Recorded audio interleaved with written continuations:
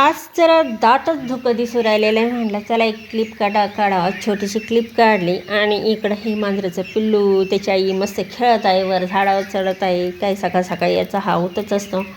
आणि खरं म्हणजे दिवसभर आज लईच आभाळ होतं. तर ते ज्वालामुखीचा उद्रेक इथिओपिया हेलिगुब्बीमध्ये झालेला त्याचे पडसाद आपल्या भारतावर पण येऊ राहिलेले. आणि तेच आहे की काय हे जास्तीचा आभाळ. आता इकडं हे कर्कशा चावचाव करते आणि हे मस्त खेळू राहिलेले आहे.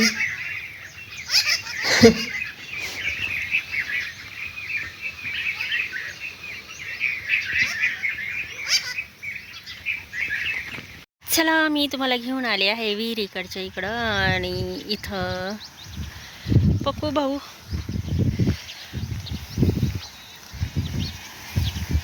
पक्का भाऊ आहे ना, पाणी देऊ राहिलेलं आहे. आणि कसं आता दिवसाचं पाणी आहे आणि आज शेवटचा दिवस, उद्या रात्रीचं सुरू होईल. त्याच्यामुळं मग सगळ्याला पाणी द्यायचं काम चालू आहे. चला आता हा मका बघा,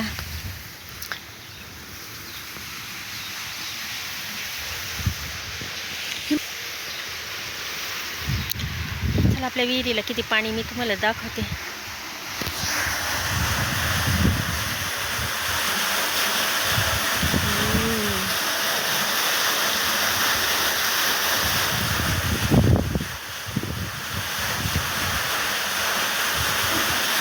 आहे पाणी चला. आणि सुग्रणीचे खोपे आहेत. तर प्रत्येक आता हे जे वाफा एवढा लांब चौक जो आहे तो भरायला बराच टाईम लागतो. आता तो बसलाय, हे भरलं का पुन्हा तो तिसरं,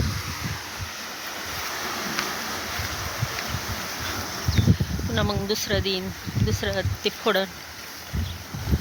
आपण भरपूर इथून मागं शेतीच्या याच्यातले व्हिडिओ बनवलेलेच आहे.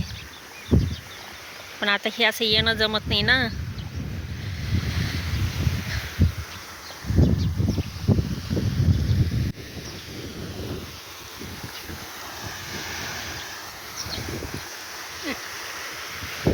किती मस्त पैकी शेतात आलं म्हणजे मस्त एक ताजगी आणि छान असा सुगंध येत असतो पिकांमधला म्हणा. आता हे पाणी देऊ राहिले तर त्याच्यातलं ते माती जी भिजलेली असते त्याचा एक सुगंध आहे, अतिशय सुंदर आणि खूप छान वाटतं. कसं मोकळं वाटतं ना शेतामध्ये. तर आता हा जो मका आहे आता आपण विकणारच आहे म्हणा, कारण आपल्याला बहुतेक आता हा चारा म्हणून द्यायचा असेल किंवा कदाचित याचं मकाचं बियाणं करतील आणि ते विकलं पण जाईल. अशा पद्धतीचं हे काही नियोजन असेल, त्या पद्धतीने ठरवलं असेल त्यांनी.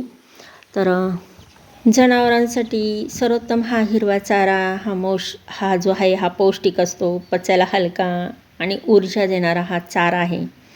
गाई, म्हशी, बैल यांच्यासाठी अतिशय योग्य राहतं. म्हणजे दुधाचं उत्पादन वाढवण्यासाठी हे एक सहाय्यक म्हणून हे मका आहे. याच्यामध्ये कार्बोहायड्रेट, प्रोटीन, फायबर असतं. ह्यामुळे दुधाच्या उत्पादनात वाढ होते, दुधाची गुणवत्ता सुधार होते.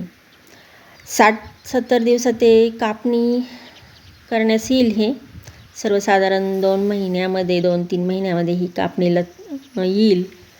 मग त्यावेळेस याची कुट्टी कापून बनवली, म्हणजे याची कापून कुट्टी बनवली जाते. आणि जर कुणी कुट्टी करायला आलं तर मग डायरेक्ट इथले लॉग होतीलच, यात काही शंका नाही.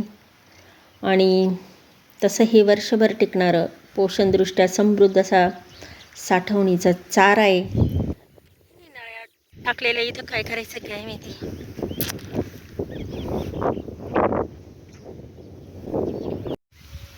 बरेचसे आवळे पडलेली आहे. बघू आता ह्या वेळेस काय करायचं का नाही आवळ्याचं. आवळे हे काय लागली मस्तपैकी छान. आणि एवढ्याच बाजूला आहे ती, ते आता काढून तिचं मस्त काही बनवता येईल. कॅन्डी बिंडी पोरांना तीच आवडते. आवळ्या सुपारीला तोंड लावत नाही साचीन ते. मग आता तीच कॅन्डी बिंडी. हे एवढे मोठे मोठे आवळे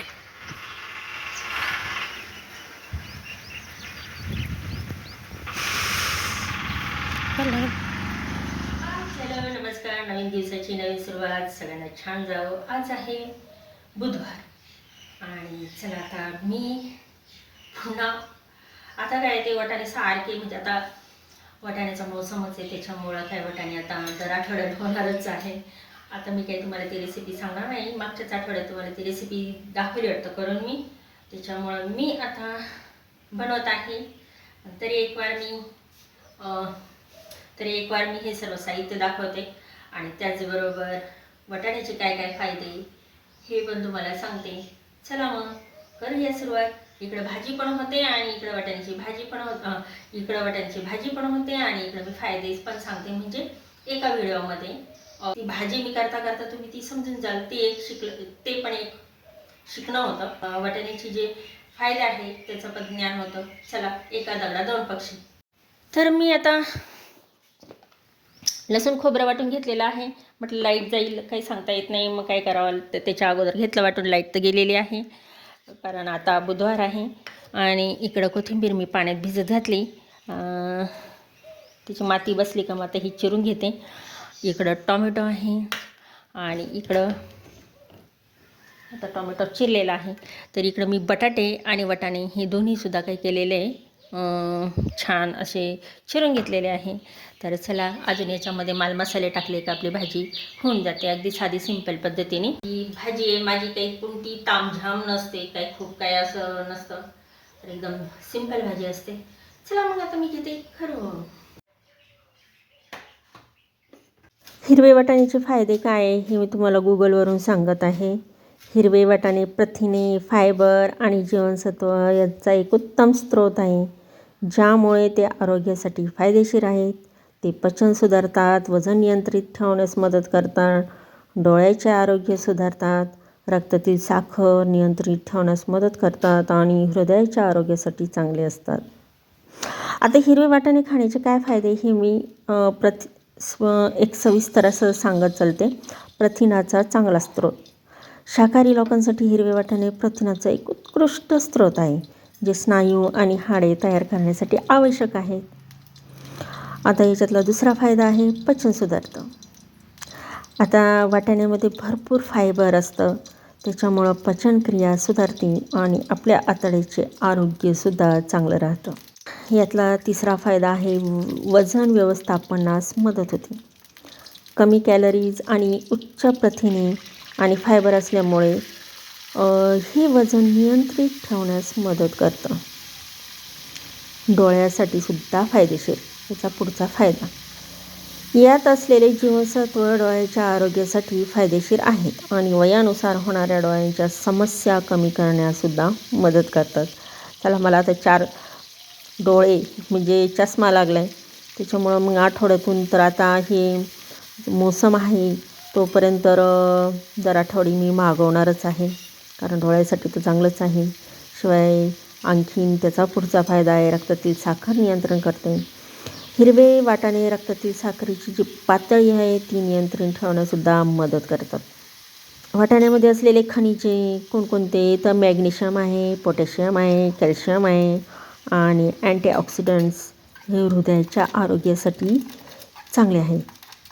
अजून त्याचा पुढचा फायदा त्वचेसाठी सुद्धा फायदेशीर आहे. वाटाण्यातील जीवनसत्व A, C, K हे जे आहे आपल्या त्वचेचे आरोग्य सुधारतात. कोलेजन जे असतं ते त्याचं उत्पादन वाढवतात आणि जे आपण म्हणतो ना वयाच्या अगोदरच आपण म्हातारं दिसतो किंवा वृद्धत्व येतं, तर त्याची ती चिन्ह कमी करायला हे मदत करतं. याचा पुढचा फायदा आहे रोगप्रतिकार शक्ती वाढवतं. आता याच्यामध्ये जेवढे पोषक तत्व आहे तेवढे पोषक तत्व ही रोगशक्ती वाढवण्यास मदत करतात. तर असे आहेत हे हिरवे वाटाण्याचे फायदे. पण कसं आहे, फायदे असले म्हणजे मग आपण काही रोज रोज थोडीच भाजी, कारण बाकीच्या पण भाज्यांमध्ये असतातच फायदे. तर जसे फायदे असतात अतिप्रमाण केल्याने म्हणजे अतिप्रमाणात खाल्ल्याने त्याचे काही त्याचे पण काही दुष्परिणाम असतात. त्याच्यामुळं ही आठवड्यातून एकदा जरी खाल्ली तरी चांगलंच आहे, नाही का. चला आता म्हणजे आता हे तुम्हाला जे मी आता वाटाण्याचे जे फायदे सांगितले तुम्हाला कसे वाटले जरूर कमेंट करून सांगा. आज मी फक्त वाटाण्याच्यामध्ये काय केलेलं आहे, बटाटे घातलेले. कारण प्रत्येक वेळेस म्हटलं काय ते वाटाण्याचीच भाजी करावा. तसं तर हे खिचडीमध्ये सुद्धा मी ना एवढे जर असले ना वाटाणे सारेच्या सारे खिचडीमध्ये टाकून देत असते, तेव्हा पण इतकं भारी लागतं. अजून तर पावभाजी व्हायची, कारण आमच्या इकडं पाव यायला आहे ना इथून येत नाही पाव. जर गावात असते तर मग तर लगेच केली असती पावभाजी. पण आता हे पाव येतील तिकडून लांबून येतात पाव, आणि ते दर रविवारी येतात. आणि तसंही कधीतरी चुकून माकून इकडं गाडी आली तर ते पाव घेणं होतं, मग तेव्हा ती पावभाजी होती. तर आता मी तुम्हाला दाखवलंच मी भाजी कशी केली हे थोडक्यात सांगते. तेल टाकलं, मग त्याला ते थोडंसं गरम झालं, मग त्याच्यात जिरे मोहरी टाकले. मग खोबऱ्याचं वाटण म्हणजे खोबरं आणि लसूण यांचं वाटण केलेलं होतं, त्यामध्ये मी टाकून दिलं. आणि मग छान ती फोडणी बसल्यानंतर मग कढीपत्ता होता, मग कोथिंबीर होती ते पण त्याच्यात टाकलं. मग पिवळा मसाला होता, हळद होती, लाल तिखट होतं ते पण टाकलेलं आहे, आणि टॉमॅटो पण टाकले. आणि काय केलं त्याच्यामध्ये थोडं मीठ टाकलं म्हणजे टॉमॅटो मऊ होतील ना यासाठी. आणि मग ते छानपैकी त्याचा एक मसाला एकजीव केलेला करेपर्यंत मी त्याला चांगलं परतत होते. मीठ टाकल्यामुळं ते लगेच टॉमॅटो एकदम असं एकसंग एकरूप झालं. आणि मग त्यानंतर हे वाटाणे आणि बटाटे टाकले आणि शिजण्यासाठी हे पाणी टाकून दिलेलं आहे. तर अशा पद्धतीने ही मी वाटाण्याची भाजी केलेली आहे. तसं ते ह्यापूर्वी मी तुम्हाला दाखवलेलंच आहे. पण म्हटलं की थोडासा कूट टाकावं म्हणून अगदी छोटा जो चमचा आहे ना ते 4-5 चमचे मी हे शेंगदाण्याचा कूट याच्यामध्ये टाकून दिलेला आहे. थोडासा घट्टसरपणा आलेला आहे, आणि चवीमध्ये सुद्धा काय होतं थोडा बदल होतो ना. आमच्या इकडं अहिल्यानगर म्हटल्यानंतर शेंगदाण्याचे कूट जास्त आम्ही वापर करतो खोबऱ्यापेक्षा. कारण आमच्या इकडं भुईमुगाचं उत्पादनही होतं तसं नाही, पण मग सर्वसामान्य इथं शेंगदाणे वापरलेच जातात. प्रत्येक घरी असतातच कोणत्या ना कोणत्या भाजीमध्ये. तर चला आजची ही रेसिपी आणि त्याचबरोबर हिरवे वाटाण्याचे फायदे तुम्हाला सांगितले. आणि त्याचबरोबर सकाळी आपण जे गेलो होतो शेतामध्ये ते मक्याचं त्याचे मी चारासाठी जे जनावरांच्या चारासाठी काय जी माहिती दिली, तर ती तुम्हाला कशी वाटली जरूर कमेंट करा. चला आपली भाजी झालेली आहे. बटाटा शिजला आणि वाटाणे मी पाहिले शिजले का नाही. तर अशी छानपैकी मस्त अशी चटकदार टेस्टी मस्त भाजी झालेली आहे.